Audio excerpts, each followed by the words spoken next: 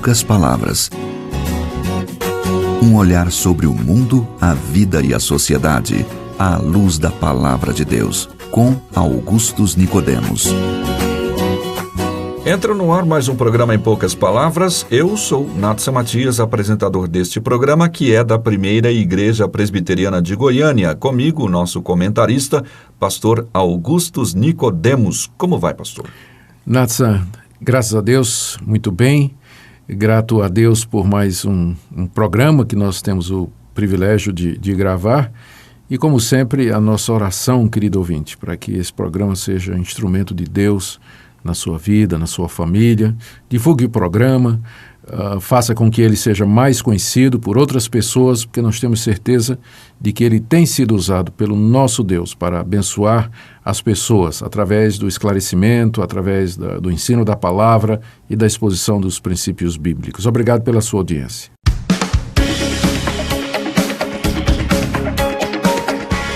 A violência anda assustadoramente livre nas ruas do nosso país. Ler ou assistir os jornais dá a impressão de que a gente está vivendo um país do antigo oeste, daqueles filmes americanos com troca de tiros o tempo todo de um lado para o outro.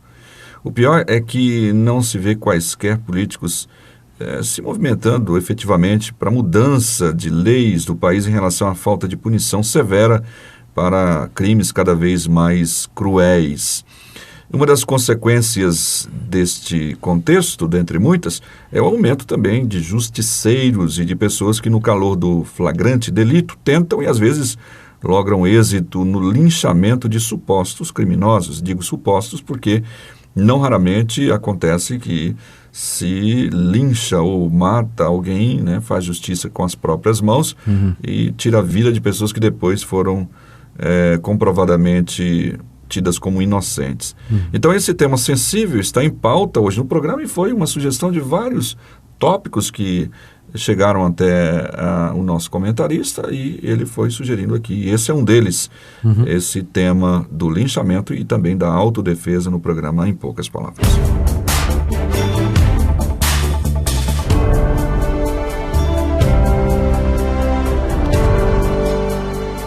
Pastor Augustus, 3 perguntas aqui, né? Como é que nós devemos olhar para esse momento extremo pelo qual passa a nossa nação em relação à violência? E, além disso, como é que a Bíblia enxerga a prática do linchamento e aqueles que buscam meios de autodefesa? Certo. Primeiro, sobre a situação atual, eu creio que você descreveu muito bem.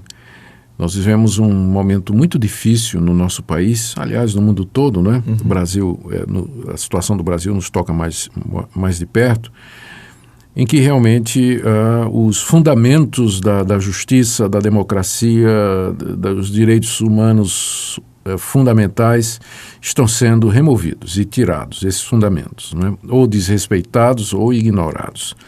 E isso gera, então, essa confusão social onde nós estamos inseridos e entre os problemas está esse da violência. A origem da violência crescente no nosso país, nos apontam aí os experts, é a questão econômica, não é?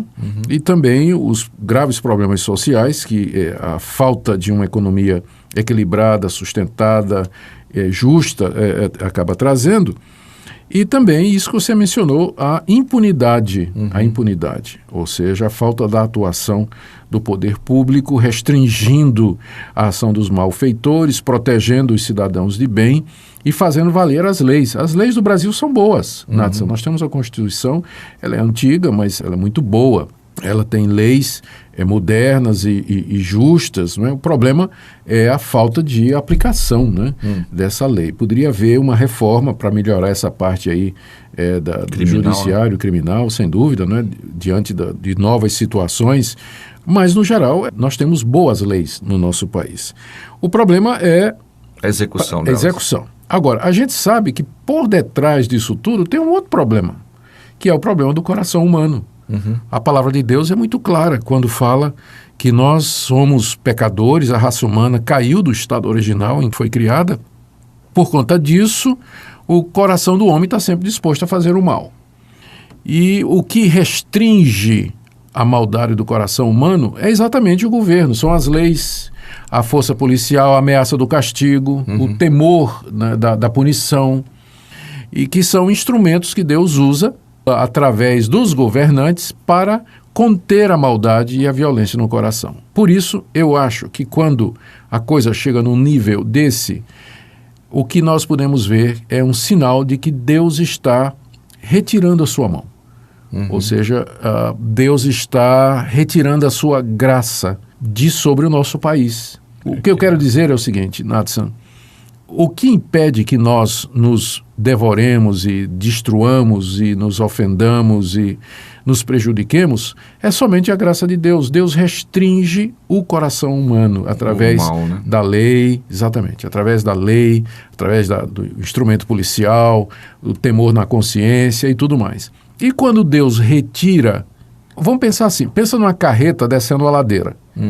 E ela está carregada e ela é muito pesada e o motorista está segurando com o pé no freio. Sim. Então é o pé no freio que impede que a carreta se desembeste ladeira abaixo e se acabe lá no fundo. E vamos imaginar que o motorista tire o pé do freio. Então a carreta, por si mesma, vai se precipitar e vai se destruir lá no final da curva, no final da ladeira. Então é como se Deus estivesse tirando o pé do freio, Natsan. E o resultado é que a sociedade ela se lança numa velocidade vertiginosa para a autodestruição. Tá? E aqui eu me lembro das palavras do apóstolo Paulo, lá em Romanos, capítulo 1, no verso 28. Visto que desprezaram o conhecimento de Deus, Deus os entregou a uma disposição mental reprovável para praticarem o que não deviam. Tornaram-se cheios de toda sorte de injustiça, maldade, ganância e depravação. Estão cheios de inveja, homicídio, rivalidade, engano e malícia. São bisbilhoteiros, caluniadores, inimigos de Deus, insolentes, arrogantes e presunçosos, inventam maneiras de se praticar o mal. Desobedecem aos pais, são insensatos, desleais, sem amor pela família, implacáveis. E embora conheçam o justo decreto de Deus de que as pessoas que praticam tais coisas merecem a morte, não somente as praticam, mas as aprovam os que assim procedem.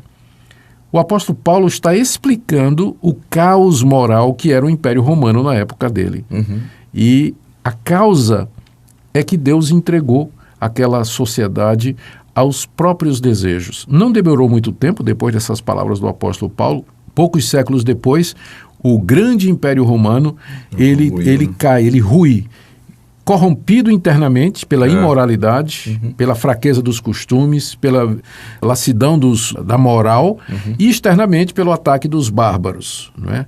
Então, na época de Agostinho até século IV, até escreve um livro, Cidade de Deus e Cidade dos Homens, onde ele explica a queda do Império Romano, não é? Exatamente nesses termos, porque foi entregue por Deus a destruição por conta da imoralidade, da violência e do abandono da verdade de Deus. Há um filme chamado A Queda do Império Romano, antigo esse filme, e no finalzinho dele tem essa frase aí, diz como é que você derruba um grande império de dentro para fora. De dentro para fora. Então, eu olho hoje para a situação do Brasil e eu vejo Deus tirando o pé do freio, Natsan. As pessoas parecem cada vez mais dispostas a fazer o mal, são desrespeitosas, não querem saber da verdade, cada um buscando o seu próprio interesse, e aí vem a violência, os assassínios, a injustiça, a opressão, a tortura, todo tipo de crime hediondo, não é? Que a gente observa. Para mim, se Deus não tiver misericórdia e não houver a atuação dele através de uma mudança na sociedade, na política, nas leis e na própria igreja, que deveria se tornar um instrumento de renovação social e de falar à sociedade, apresentar alternativas. Então, eu não estou conseguindo ver luz no fim do túnel. Bom, a sua segunda pergunta é sobre a questão do linchamento. É isso, por causa dessa questão, por causa dessa questão, tomar a justiça nas próprias mãos, fazer justiça com as próprias mãos. Embora a justiça seja mínima, vamos imaginar que ela seja mínima num país como o nosso, ainda assim ela pertence às autoridades. Aqui em Romanos capítulo 13, e temos que lembrar que Paulo está escrevendo numa época em que o governo era exercido por Nero, né? Aquele imperador terrível. Ele diz que todos, estou lendo Romanos 13, todos devem sujeitar-se às autoridades governamentais, pois não há autoridade que não venha de Deus. O apóstolo Paulo continua dizendo aqui: você quer viver livre do medo da autoridade? Pratica o bem e ela o enaltecerá, pois é serva de Deus para o seu bem. Mas se você praticar o mal, tenha medo, pois a autoridade não carrega a espada sem motivo. Ela é serva de Deus, agente da justiça para punir quem pratica o mal. Na visão bíblica, a punição do mal, a contenção dos malfeitores, a proteção dos cidadãos de bem e a promoção da segurança pública é dever do Estado. Sim. Então, o linchamento seria uma usurpação desse direito que o Estado tem e que é dado por Deus. Compete ao Estado julgar, aprisionar e, em lugares onde há pena de morte, executar. Porque sentença. Paulo fala aqui da espada. A espada não é para dar um tapinha no traseiro do meliante, não é? Mas era para arrancar a cabeça mesmo. Então, em lugares onde há pena de morte, não é? É legítimo a execução, desde que se siga todo aquele processo de justiça, legal e tudo, né? E tudo. Mas os justiceiros, um cristão não pode apoiar o surgimento de justiceiros, de linchamento, pessoas que querem fazer justiça com a própria mão, porque nós cremos que isso é uma prerrogativa do Estado. Mesmo que o Estado esteja falhando, nós não podemos tomar a justiça em nossas próprias mãos. Criar aspectos e sairmos por aí com um grupo de justiceiros, né, tomando nas próprias mãos. Isso. É errado. Agora, e essa questão da autodefesa? Da autodefesa. Eu sou a favor de que uma pessoa pode empregar os meios lícitos para defender-se e a sua própria família. Então, lá no Antigo Testamento, você tem a lei de Deus dizendo não matarás. Esse mandamento, ele quer dizer, na verdade, não assassinarás, Isso. não cometerás homicídio, não é? Que seria tirar a vida de alguém intencionalmente, dolosamente. No próprio livro de Êxodo, onde aparece esse mandamento não matarás, você encontra a lei de Deus regulamentando em Israel a pena de morte para quem tirasse a vida de alguém. E também uma passagem que diz que se alguém matar um homem dentro da sua casa à noite, não é? Esse que tirou a vida do homem que entrou na sua casa, não é? Isso é um ladrão, Isso, né? Um ladrão, exato, né? Então esse homem não será condenado. O sangue do ladrão que foi morto não cairá sobre ele. Ele era inocentado. Então a Bíblia contempla esse princípio do direito de defesa, não é? Então eu sou favorável. Eu acredito que o Estado deveria dar condições para que o cidadão portasse armas. Eu não tenho problema com o porte de armas, desde que seja segundo a legislação, tudo muito claro e tudo mais, com o objetivo da autodefesa.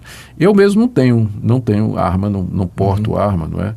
Mas eu acredito que essa deveria e poderia ser uma lei justa no nosso país, regulamentar a possibilidade do cidadão defender a sua família e defender dentro a sua vida lar, dentro do seu lar. Agora imagina, não é? Você está na sua casa à noite e de repente entra um malfeitor, né, com ameaçando, intenções né? claras e você fica ali refém, não pode defender sua mulher, seus filhos, ele vai estuprar sua mulher, sua filha na sua frente. Então, eu gostaria de ter esse direito. De me defender e defender a minha esposa e meus filhos numa situação como essa. E eu penso que isso é amparado pela palavra de Deus também. Ok, então tá aí esse programa, esse tema interessante que a gente trouxe para você aqui, nosso querido ouvinte. Faça os comentários aí quando a gente fizer as postagens, fique à vontade para colocar a sua opinião de modo respeitoso, obviamente. A gente fica muito feliz quando isso acontece. Obrigado pela sua audiência e também às irmãs Maria José, Neuza e Terezinha, de Goiânia. Abraço, pastor. Um abraço para vocês que escutam o nosso programa e até o próximo programa. Em poucas palavras, um olhar sobre o mundo, a vida e a sociedade, à luz da palavra de Deus. Apresentação Nadson Matias. Comentário Augustus Nicodemos. Um programa da Primeira Igreja Presbiteriana de Goiânia, Rua 68, esquina com 71 Centro. Visite o nosso site www.pipg.org. Apoio Seminário Presbiteriano Brasil Central, Goiânia.